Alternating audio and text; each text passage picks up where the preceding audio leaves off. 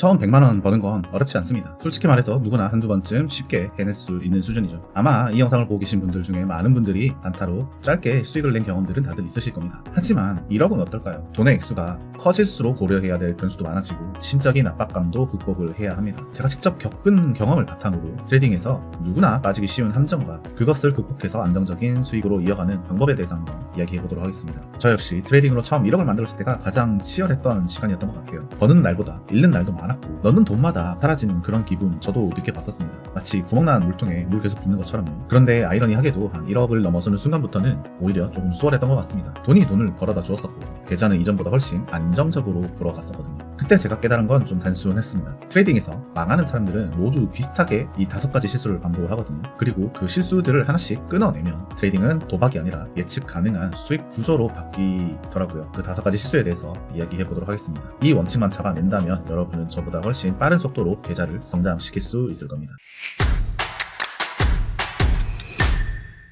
우리가 흔히 생각하는 트레이딩은 단타도 있을 수 있고요. 스윙, 장기 투자 이런 것들이 있을 겁니다. 하지만 모두 이 근본적인 구조는 동일합니다. 어떤 방식을 사용하든 공통적으로 변동성이 큰 시장에서 이루어지게 되며 기회와 위험은 항상 공존하거든요. 제가 여기서 말씀드린 그 어떤 매매도 한탕을 노려서는 안 됩니다. 하이리스크 하이리턴이란 말 들어보셨죠? 특히 이 단타를 하시는 분들은 거래 횟수가 많거든요. 그렇기 때문에 리스크에 노출될 확률이 더 커집니다. 모든 트레이딩이 그러하듯이 끝없이 우리는 반복되는 생존 게임에 가깝습니다. 감정에 휘말리면 언젠가는 부러지게 되어 있어요. 살아남는 길은 저는 오로지 시스템이라고 생각을 합니다. 그렇다면 우리는 그 시스템을 어떻게 잡을 수 있을까요? 차트 분석의 본질부터 다시 보셔야 됩니다. 차트를 해석하는 방법은 정말 다양합니다. 같은 차트를 두고도 누군가는 상승을 볼 수도 있고 누군가는 하락을 이야기합니다. 심지어 같은 사람이라 하더라도 일봉을 볼 때와 4시간 봉을 볼 때 혹은 1시간 봉, 15분 봉 볼 때는 전혀 다른 해석을 내놓을 수도 있습니다. 예를 들어서 일봉을 보게 되면은 반등을 주고 있는 모습을 보여주고 있지만 4시간 봉으로 내려오게 되면은 여기서 저항을 맞고 다시 되돌림을 주고 있는 모습으로 해석을 할 수도 있겠죠. 이렇게 15분 봉 같이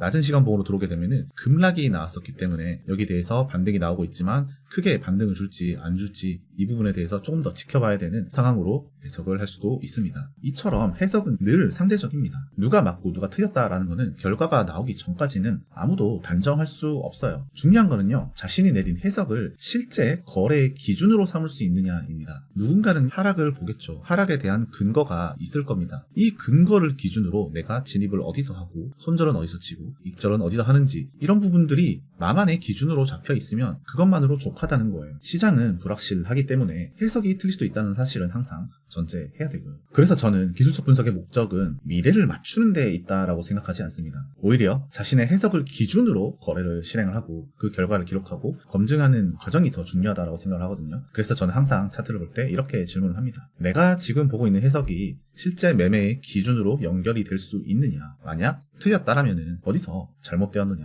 내가 거래 기준을 잘못 세웠느냐? 아니면은 그 기준대로 하지 않았느냐? 이런 부분들이 더 중요하다고 생각을 해요. 결국 기술적 분석이라는 거는요, 차트를 항상 맞추려고 이쁘게 작도하는 게 아니고 반복 가능한 매매의 기준을 만들어내는 도구라고 생각을 합니다. 이 해석이 쌓이고 다듬어질수록 시장은 점점 더 선명하게 익힐 겁니다. 그런데 여기서 또 많은 분들이 또 다른 함정에 빠집니다. 바로 보조 지표에 대한 욕심이죠. 많은 분들이 트레이딩을 시작하면서 차트에다가 수많은 지표들을 막 켜놓고 사용을 하거든요. 예를 들어서 이런 식으로 차트에다가 엄청나게 많은 지표들을 갖다가 붙이고 차트를 복잡하게 생각을 하는 경향이 있습니다. 저도 옛날에는 여기 있는 지표들 막 이것저것 많이 사용해봤어요. 거래량도 보고 볼린저 밴드를 보기도 하고 거래량 가중 이동 평균은 이평선, VP, VR 지표 다 봤거든요. 그런데 좀 제가 깨달았던 내용들은 좀 단순합니다. 바로 어설프게 아는 지식 10개보다 한 가지 지식을 확실하게 이해하는 것이 더 강력하다라는 사실이에요. 예를 들어서 여러분이 거래량을 왜 보시나요? 많은 사람들이 일단 뭔가 얘기를 하면은 거래량 무조건 봐야 된다라는 식으로 얘기를 해요. 거래량 당연히 중요하죠. 그런데 왜 거래량을 보냐라고 말을 하면요, 거기에 대해서는 적절한 이유를 설명을 하지 못합니다. 처음부터 여러 지표를 많이 아는 거는 큰 의미가 없습니다. 오히려 혼란만 키울 뿐이거든요. 중요한 거는요,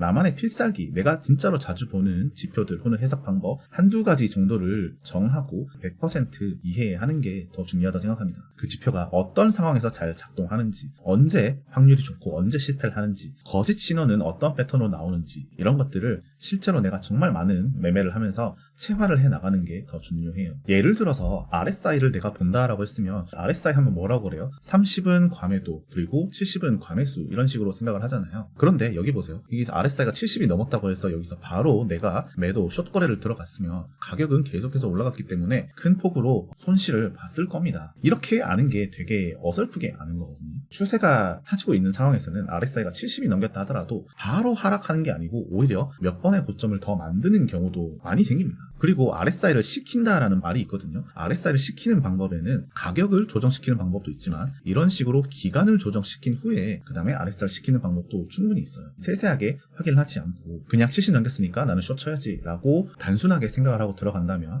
내 피 같은 돈들이 다 녹는 상황이 발생을 하게 됩니다. 그래서 내가 한 가지 지표를 알더라도 그 지표에 대해서 좀 다양하게 공부를 하고 다양한 상황에서 적용도 해보고 실전 경험을 쌓으면서 이 지표에 대해서 완벽하게 이해를 하고 넘어가는 것이 비로소 나만의 무기가 될 겁니다. 그리고 한 가지 지표를 완벽하게 마스터한 뒤에 다른 지표를 하나씩 배워나가고 체화해 나가는 방법이 좋겠죠. 여러분 혹시 김열의 칼날 이번에 나온 무한성을 보셨는지 모르겠는데 거기 나온 캐릭터 중에 제니치라는 친구가 있어요. 이 제니치는요 번개 호흡 1장밖에 쓰지 못합니다. 가장 기본형이거든요. 그런데 그의 사형인 카이가쿠는요 가장 기본이 되는 1장을 제외한 나머지 6개의 호흡을 다 사용할 수 있어요. 그런데 결국 1장을 완벽하게 마스터한 제니치한테 지고 맙니다. 뉴욕 양키스에는요 전설적인 마무리 투수였던 마리아노 리베라라는 사람이 있습니다. 이 리베라는요 커터라는 공 하나밖에 던질 줄 몰라요. 그런데 거의 150년이 돼가는 이 MLB 역사상 가장 위대한 마무리 투수가 되었습니다. 그 커터라는 공 하나만 가지고요. 보조 지표를 그냥 단순히 많이 안다는 것은 중요한 게 아닙니다. 보조 지표를 트레이딩에서 끝까지 믿고 쓸 수 있는 무기로 만드는 것, 이 무기 하나를 갖는 것부터 시작이에요. 그리고 지표만이 중요한 건 아니겠죠. 더 무서운 게 또 하나 더 있습니다. 여기서 제가 질문을 하나 해볼게요. 같은 전략을 가지고도 어떤 사람은 계좌를 불리고 어떤 사람은 깡통을 찹니다. 왜 이런 결과가 나오는 걸까요? 그 차이가 바로 멘탈, 심리에 있다라고 생각을 합니다. 트레이딩을 무너뜨리는 심리에는 여러 가지가 있겠지만 크게 저는 3가지를 조심해야 된다고 생각을 해요. 포모, 퍼드, 그리고 빨리빨리입니다. 포모는 놓칠까봐 두려워하는 심리입니다. 버스를 놓칠까봐 뛰어드는 승객처럼 자리가 없어도 무작정 타고 보는 거예요. 시장에는 사실 늘 기회가 있습니다. 그런데 이번 아니면 끝이라는 생각에 억지로 매수에 뛰어드는 순간 또는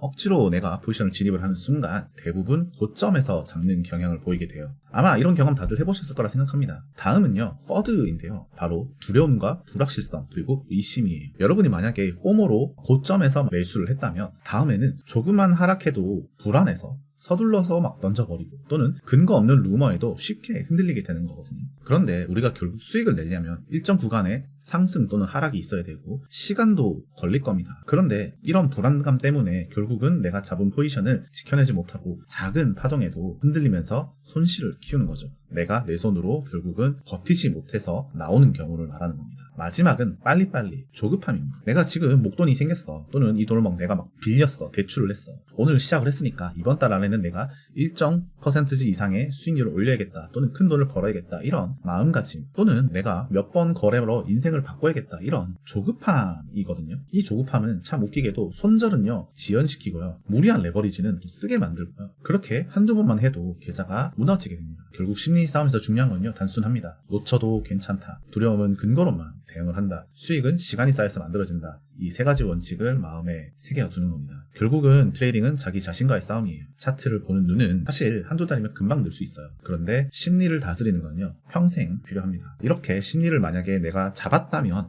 이제 마지막 단계, 계좌를 끝까지 지켜내는 생존 법칙에 대해서도 한번 살펴볼게요. 이제 많은 분들이 이 얘기를 하죠. 리스크 관리라고요. 리스크 관리는 사실 트레이딩의 본질입니다. 계좌를 지키는 원칙이 없다면 한 번의 거래로 모든 것이 무너지거든요. 그래서 저는 이 리스크 관리에서 3가지 정도 원칙을 반드시 지킵니다. 첫 번째, 1회 손절 범위를 계좌의 10%를 넘기지 않으려고 해요. 원칙이 중요한 이유는 단순합니다. 트레이딩에서는요 언제든지 예상했던 것과는 반대로 나오는 상황이 터져요. 뉴스 한 줄 또는 급작스러운 변동성, 서버 문제 이런 돌발 상황에서 계좌가 10% 이상 날아가 버리면 심적으로도 회복이 어렵습니다. 반면에 손실이 10% 이내라면 심적인 부담감도 덜하고 다음번에 내가 충분히 한 번, 두 번의 거래만으로도 손실을 모두 만회할 수 있거든요. 결국 작은 손실을 감당할 수 있어야 큰 수익을 쌓을 기회도 생기는 겁니다. 두 번째, 손절과 입절을 반드시 자동화로 하는 겁니다. 사람은 본능적으로 손실을 좀 인정하지 않으려고 해요. 그래서 내가 직접 아무리 보고 있다 하더라도 손절 버튼을 눌러야 하는 상황에는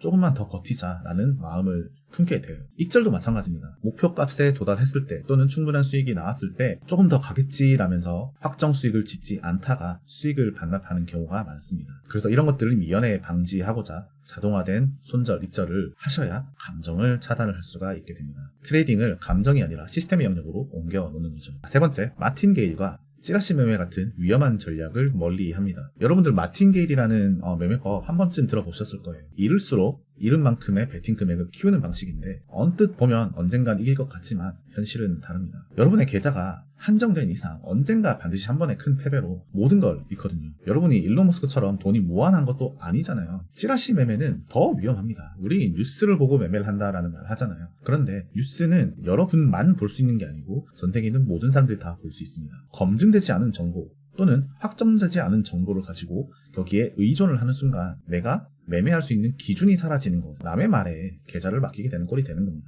결국 통제할 수 없는 리스크에 노출이 되는 거죠. 단타에서, 트레이딩에서 오래 살아남는 방법은 단순히 실력이 뛰어나다 이런 게 아닙니다. 원칙을 지키는 거예요. 계좌를 잃지 않고 오래 살아남는 거. 여기서부터 트레이딩의 가장 큰 경쟁력이 시작된다고 생각합니다. 트레이딩에서 끝까지 살아남는 사람은 그리 많지 않습니다. 대부분은 몇 달을 버티지 못하고 시장에서 사라지고요. 1년을 버티는 사람들도 그렇게 많지 않습니다. 근데 결국 시장이 잘못했다라기보다는 본인이 잘못해서 사라지는 거거든요. 그럼에도 불구하고 트레이딩은 도박이다. 단타는 도박이다. 코인하면 배가 망신한다. 이런 말을 남기고 사라지곤 합니다. 그런데 이렇게 제가 말씀드렸던 원칙만 지켜내면요, 다른 길을 걷게 되실 거예요. 꾸준히 내가 원칙을 지키고 내 거래를 복귀하고 또 오늘 말씀드렸던 이런 5가지 실수들을 끊어내신 분들은 트레이딩을 위험한 도박이 아니라 자산을 불려주는 기술로 바꾸실 수 있을 거예요. 제가 드리고 싶은 말은 하나입니다. 실수를 줄이고 꾸준히 훈련을 한다면 누구나 안정적인 현금 흐름을 만들 수 있는 기술로 습득을 할 수 있을 겁니다. 이 5가지 원칙을 여러분 혼자서 스스로 지켜내는 게 어렵다 하시는 분들은 제가 무료 30일 챌린지에서 여러분들에게 미션을 드리고 그 다음에 여러분들이 원칙을 습득할 수 있도록 도와드리고 있으니 아래 더보기 고정 댓글을 확인 한번 해주시고 참가도 많이 해주시면 되겠습니다. 오늘 영상은 여기까지고요. 도움이 되셨다면 구독과 알림 설정도 한 번씩 부탁드리겠습니다.